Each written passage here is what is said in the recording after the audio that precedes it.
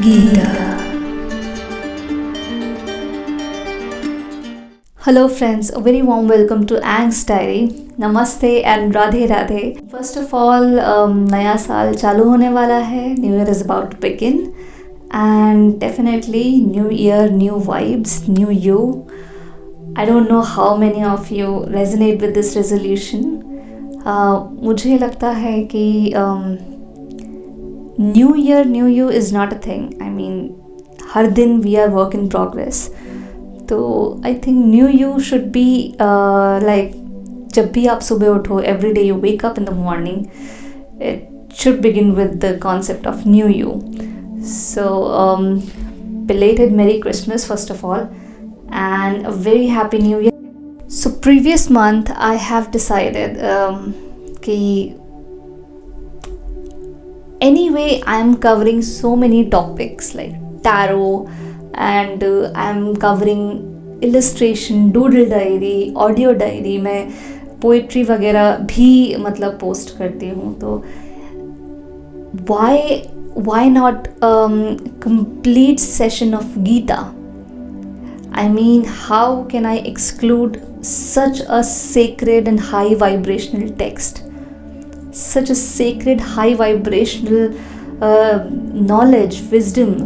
How can I exclude that? तो मैंने वही सोचा कि let's begin a separate session जहाँ पे मैं गीता के chapters, not chapters like very small videos for like 2 to 3 shloks, not one shlok, it would be really small, but like 2 to 3 shloks I will cover in every episode.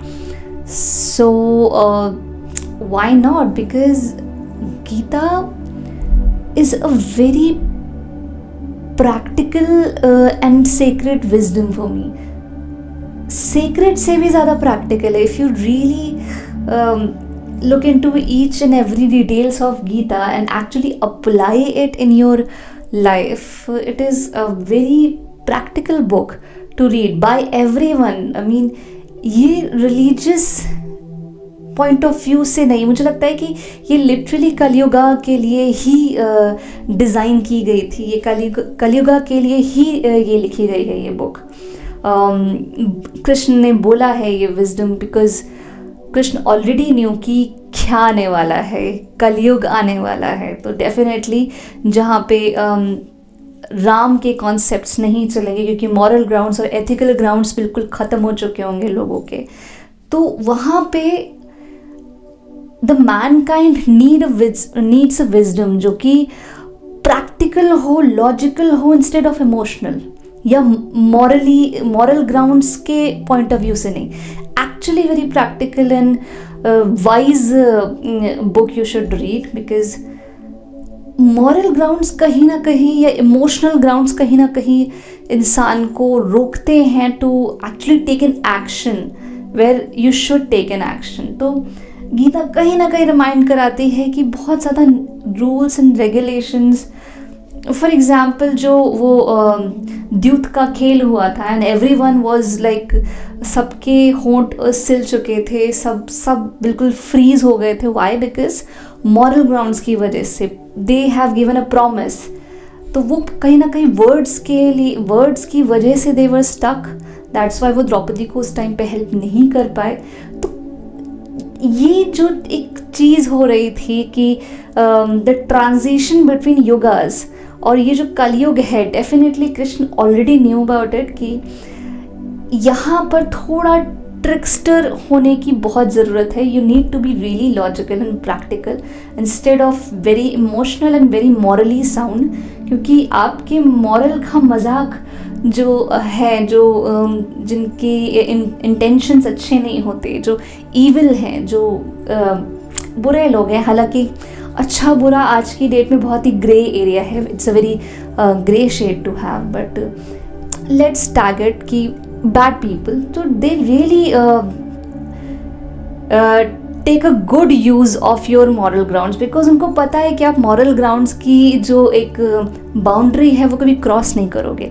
That is why you should and you must read Gita, because आप आपका moral ground, क्या पता आपको ही पता ना हो कि moral ground की एग्जैक्टली डेफिनेशन होती क्या है, किस चीज़ को कैटेगराइज करना चाहिए एक्चुअली गुड में, किस चीज़ को कैटेगराइज करना चाहिए बैड में, वट एवर इट इज़। तो कलयुग के लिए I think Gita is one of the most beneficial and practical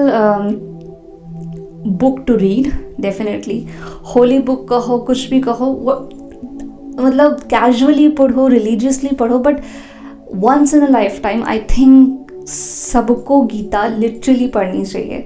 it will resolve so many questions of you, specially जो कॉमन क्वेश्चन होता है कि why good people suffer the most, I think Gita have the answer in it, and let's read it together. So let's begin with chapter 1, अध्याय 1। कुरुक्षेत्र के युद्ध स्थल में सैन्य निरीक्षण। Observing the armies on the battlefield of Kurukshetra.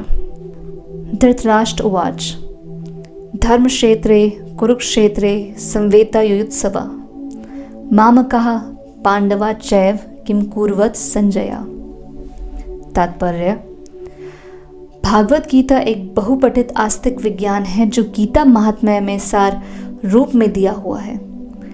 इसमें यह उल्लेख है कि मनुष्य को चाहिए कि वह श्री कृष्ण के भक्त की सहायता से संवीक्षण करते हुए एक भागवत गीता का अध्ययन करे और स्वार्थ प्रेरित व्याख्याओं के बिना इसे समझने का प्रयास करें।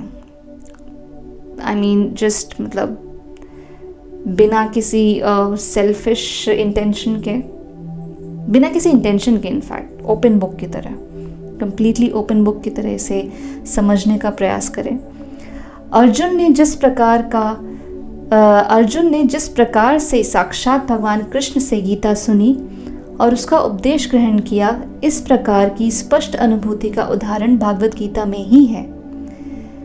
यदि उसी गुरु परंपरा से निजी स्वार्थ से प्रेरित हुए बिना किसी को भागवत गीता समझने का सौभाग्य प्राप्त होता है, तो वह समस्त वैदिक ज्ञान तथा विश्व के समस्त शास्त्रों के अध्ययन को पीछे छोड़ देता है। Very important point to consider.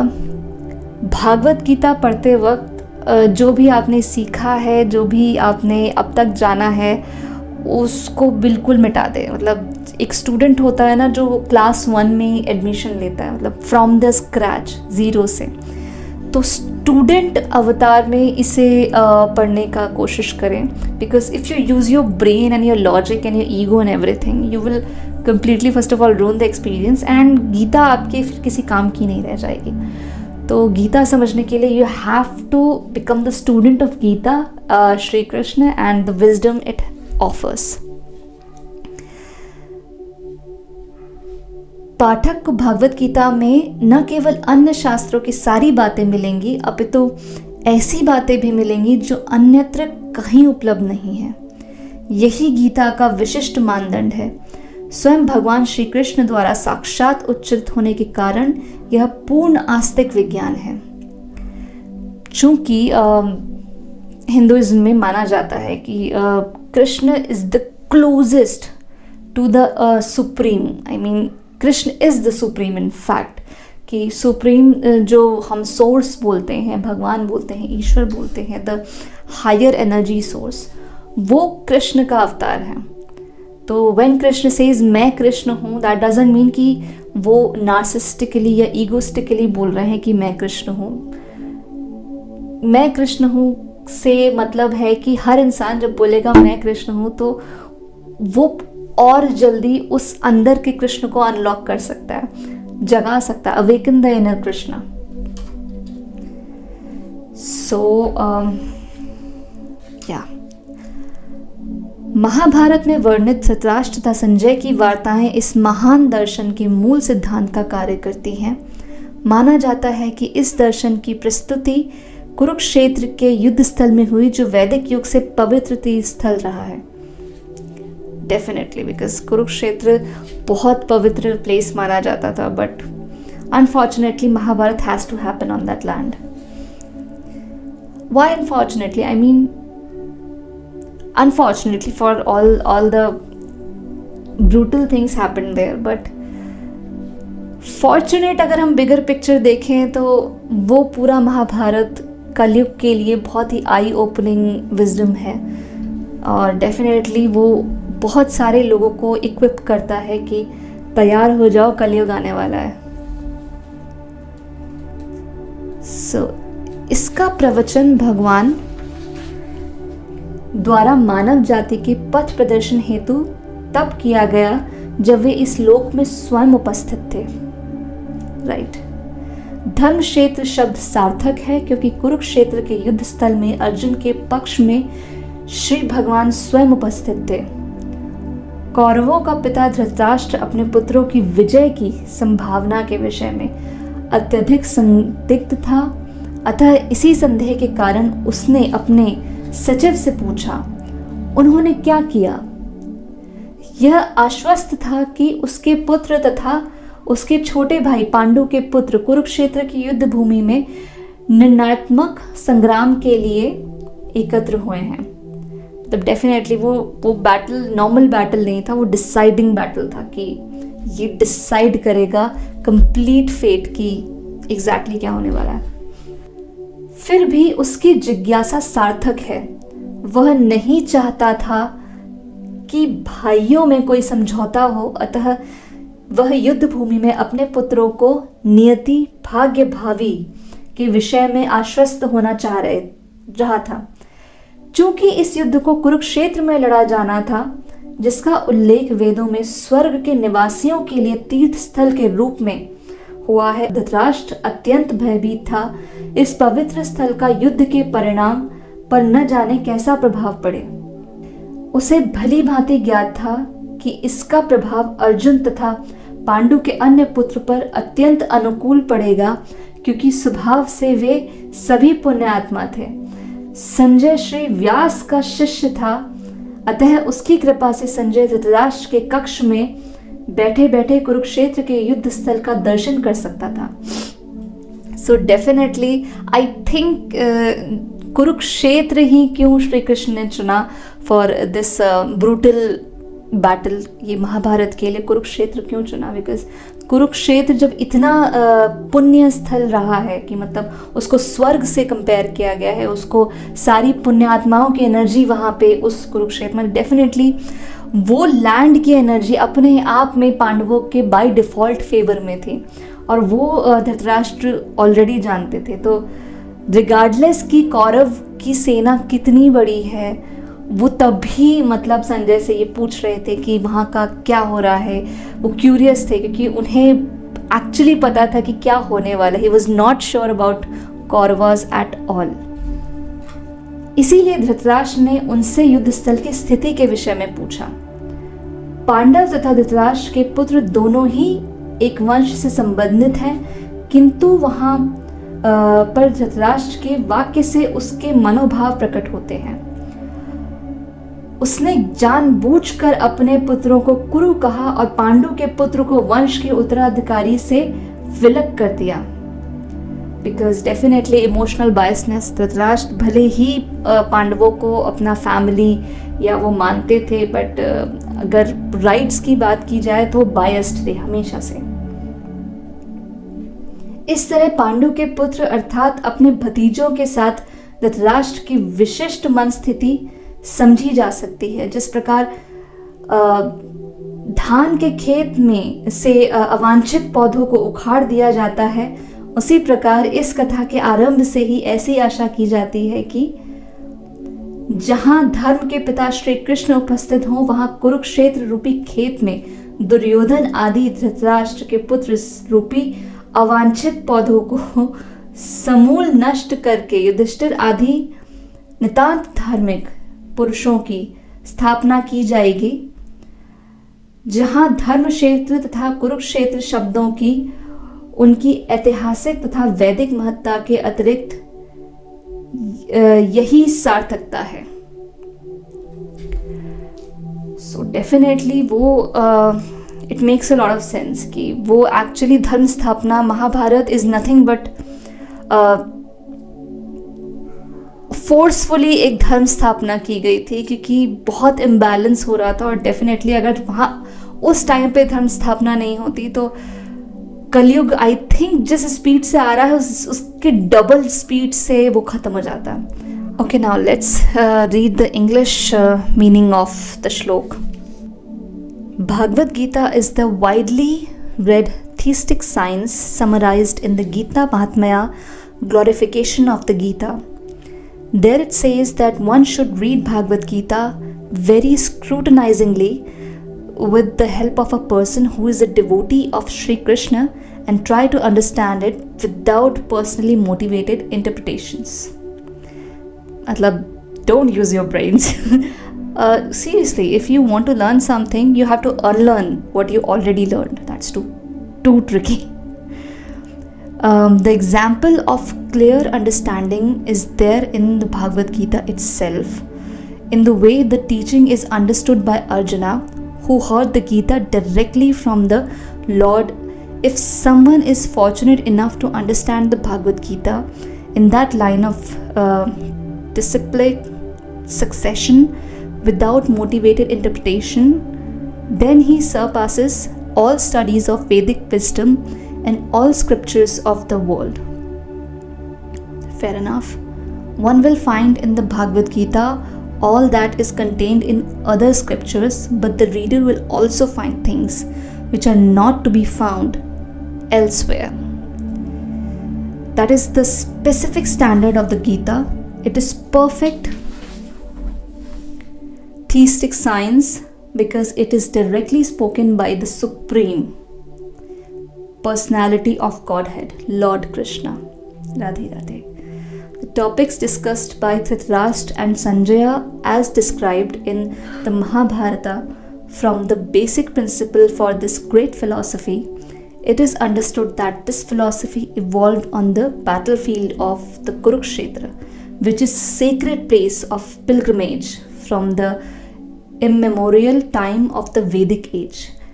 It was spoken by the Lord when he was present personally on this planet for the guidance of mankind. The word Dharmakshetra, a place where religious rituals are performed, is significant because on the battlefield of Kurukshetra, the Supreme Personality of Godhead was present on the side of Arjuna. Dhritarashtra, the father of Kurus, was highly doubtful about the possibility of his son's ultimate victory. In his doubt, he inquired from his secretary Sanjaya, what did they do? He was confident that both his sons and the sons of his younger brother Pandu were assembled in that field of Kurukshetra for a determined engagement of the war.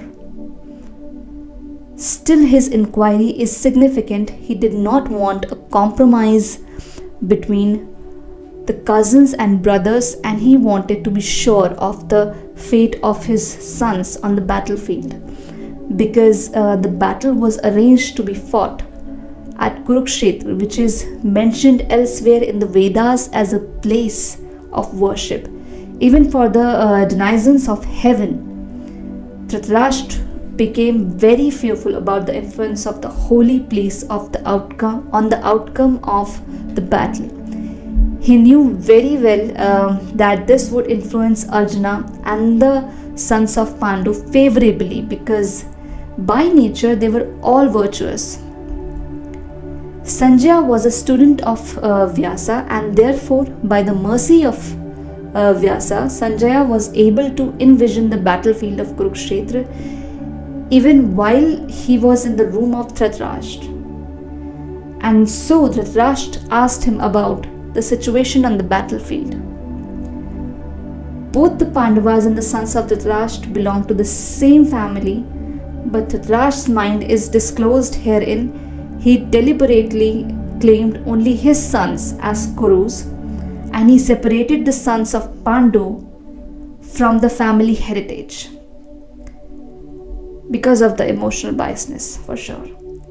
One can thus understand the specific position of Dhritarashtra in his relationship with his nephews, the sons of Pandu, as in the paddy field the unnecessary plants are taken out. So it is expected from the very beginning of these topics that in the religious field of Kurukshetra, where the father of religion, Sri Krishna, was present, that the unwanted plants like Dhritarashtra's son, Duryodhana, and others would be wiped out. And the thoroughly religious persons headed by Yudhishthir would be established by Lord.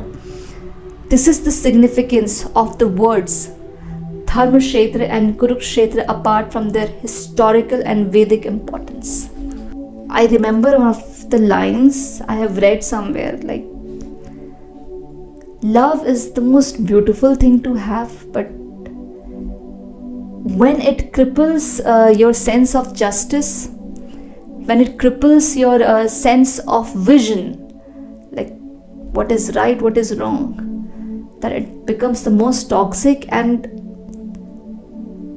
that situation is the most pitiful situation to have, when such a beautiful thing like love cripples your sense of vision and sense of judgment. And this is what I think Dhritarashtra is going through. His love is being crippled by emotional biasness for Kauravas, and that decides the brutal fate of Kauravas. I mean,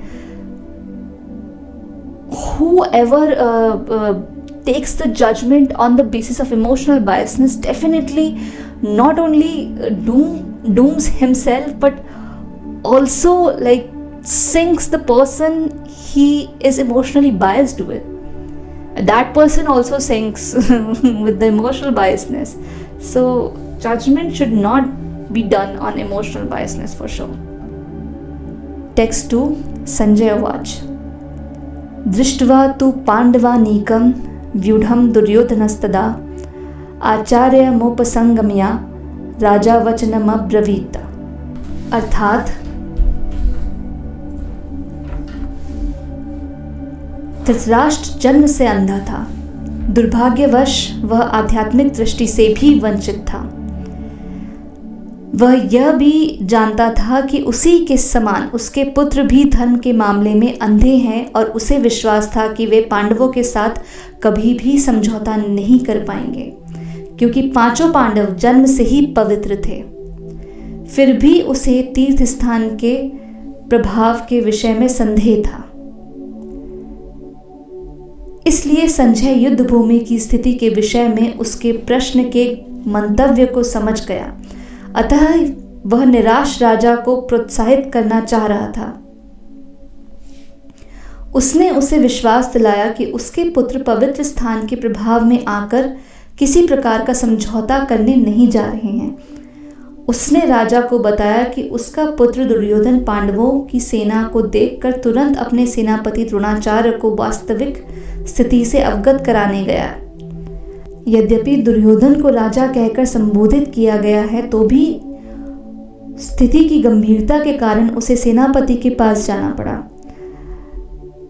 Duryodhan राजनीतिज्ञ बनने के लिए सर्वथा उपयुक्त था, किंतु जब उसने पांडवों की व्यूह रचना देखी तो उसका यह कूटनीतिक व्यवहार उसके भय को छिपा न पाया। सो definitely I think subconsciously battle ground में, कुरुक्षेत्र में हर कोई जानता था कि विजेता कौन होने वाला है, लेकिन अपने ईगो की भूख मिटाने के लिए, अपनी ईगो की पुष्टि करने के लिए वो कुछ भी करने को रेडी थे कि एनी हाउ धृतराष्ट्र का जो मंतव्य है वो सफल हो जाए, कि एनी हाउ दुर्योधन का मंतव्य सफल हो जाए, कि any how Pandava should lose. तो सबकॉन्शियसली आई थिंक सच सबको पता रहता है। वो बोलते हैं ना कि जो बहुत क्वालिटी पर्सन होते हैं, जो बहुत क्वालिटी पीपल होते हैं, अक्सर उनको सोसाइटी उतने अच्छे तरीके से वेलकम नहीं करती है। नॉट बिकॉज कि उनमें कुछ प्रॉब्लम है, बिकॉज वो क्वालिटी पीपल, चाहे उनका कुछ काम जो कि बहुत परफेक्शनिस्ट हो, वो या उनकी आत्मा या उनका नेचर, वो कहीं ना कहीं जो लो वाइब्रेशनल पीपल को ट्रिगर करता है कहीं ना कहीं, कि यस तुम लो वाइब्रेशनल हो, मैं high vibration, not because of the ego की वजह से नहीं, वो कहीं ना कहीं ऑरा आपको फील होता ही होता है कि this person is a really high quality person, और वो हमेशा हमेशा हमेशा लो वाइब्रेशनल पीपल को ट्रिगर करेगा. तो this is to all of you guys कि जो भी कहीं बहुत ज़्यादा लोगों का रिजेक्शन जिन्होंने फेस किया है, वो अल्टीमेट फैक्ट नहीं, there is nothing wrong about you. सब कॉन्शियसली आप लोअर वाइब्रेशनल के लोगों को बहुत ट्रिगर करते हो, और उनको कहीं ना कहीं आपके लेवल पे आना होता है, बट वो आ नहीं पाते. तो मतलब on the opposite they, instead of, मतलब उनके पास एक अपॉर्चुनिटी होती है कि वो आपसे सीख सके, लेकिन instead of choosing that they decide to feed their ego and boycott you heavily, like literally, just like Kauravas. उनको पता था कि पांडवा are really very high quality people, उनका moral grounds, उनका ethical grounds, उनका spiritual energy बहुत high है, but still just to feed the ego वो मरने मिटने को भी ready हैं कि let's do this, although everyone knows कि कौन जीतेगा at the end. So English meaning of the text 2. Dhritarashtra was blind from birth. Unfortunately, he was also blind of spiritual vision. He knew very well that his sons were equally blind in the matter of religion, and he was sure that they could never reach an understanding with the Pandavas, who were all pious since birth. Still, he was doubtful about the influence of the place of pilgrimage, and Sanjaya could understand his motive in asking about the situation on the battlefield. Sanjaya wanted, therefore, to encourage the despondent king, and thus assured him that his sons were not going to make any sort of compromise under the influence of the holy place.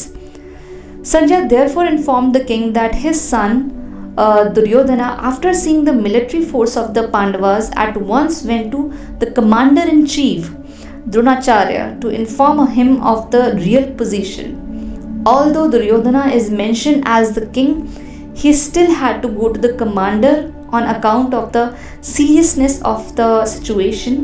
He was therefore quite fit to be politician, but Duryodhana's diplomatic nature could not disguise the fear he felt when he saw the military arrangement of the Pandavas.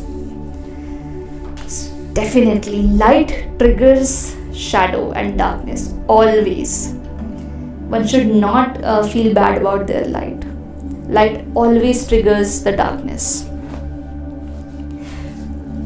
So this is it for now. This is episode 1, where we have finished 2 texts of the Srimad Bhagavad Gita, and let's hope I'll to stay in touch through Gita.